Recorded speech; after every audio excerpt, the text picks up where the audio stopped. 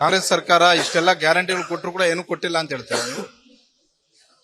ಇಷ್ಟೆಲ್ಲ ಗ್ಯಾರಂಟಿ ಯೋಜನೆಯನ್ನು ತೆಗೆದುಕೊಂಡು ಬಂದಿರತಕ್ಕಂಥದ್ದು ಜನರಿಗೆ ಮಕ್ಕಲ್ ಟೋಪಿ ಹಾಕಿ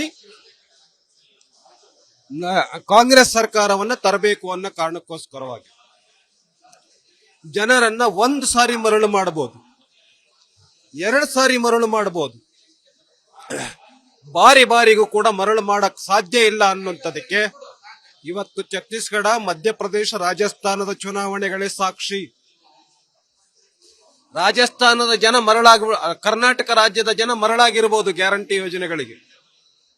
ಛತ್ತೀಸ್ಗಢ ಏನಾಯ್ತು, ರಾಜಸ್ಥಾನ ಏನಾಯ್ತು, ಮಧ್ಯಪ್ರದೇಶ ಏನಾಯ್ತು, ಜನ ನೋಡ್ತಾ ಇದ್ದಾರೆ.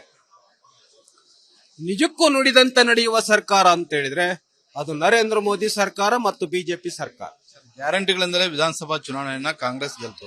ಈಗ ಜಾರಿ ಮಾಡಿದ್ವಿ 28ಕ್ಕೆ 28 ಲೋಕಸಭಾ ಕ್ಷೇತ್ರದಲ್ಲೂ ಈ ಬಾರಿ ಗೆಲುವು ನಿಶ್ಚಿತ ಅನ್ನುವಂತ ಒಂದು ಮಾತನ್ನ ಕಾಂಗ್ರೆಸ್ ನಾಯಕರು ಹೇಳ್ತಾರೆ. ನೀವು ಗ್ಯಾರಂಟಿ ಯೋಜನೆಗಳನ್ನ ಬೇರೆ ರಾಜ್ಯಗಳಲ್ಲೂ ಅನೌನ್ಸ್ಮೆಂಟ್ ಮಾಡಿದ್ರಲ್ಲ, ಯಾಕೆ ಬರಲಿಲ್ಲ? ಕರ್ನಾಟಕ ರಾಜ್ಯದಲ್ಲಿ ಮಾತ್ರ ಯಾಕೆ? ಬಹಳಷ್ಟು ಸುಳ್ಳು ಹೇಳಿದ್ರಿ, ಸುಳ್ಳಿನ ಗೋಪುರಗಳನ್ನ ಕಟ್ಟಿದ್ರಿ, ಅದಕ್ಕೋಸ್ಕರ ನೀವು ಅಧಿಕಾರಕ್ಕೆ ಬಂದಿದ್ರು. ಈಗ ಚುನಾವಣೆ ನಡೆದ್ರು ಕೂಡ ಬಿಜೆಪಿ ಕರ್ನಾಟಕ ರಾಜ್ಯದಲ್ಲಿ ಅಧಿಕಾರಕ್ಕೆ ಬರುತ್ತೆ. ಅಸೆಂಬ್ಲಿನಲ್ಲಿ ಎಂಪಿ ಚುನಾವಣೆಯಲ್ಲಿ 28ಕ್ಕೆ 28 ಸೀಟ್ಗಳನ್ನು ನಾವು ಗೆಲ್ತೇವೆ.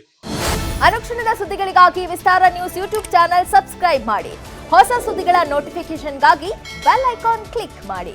ಲೇಟೆಸ್ಟ್ ಅಪ್ಡೇಟ್ಸ್ಗಾಗಿ www.vistaranews.com ವೆಬ್ಸೈಟ್ಗೆ ವಿಸಿಟ್ ಮಾಡಿ.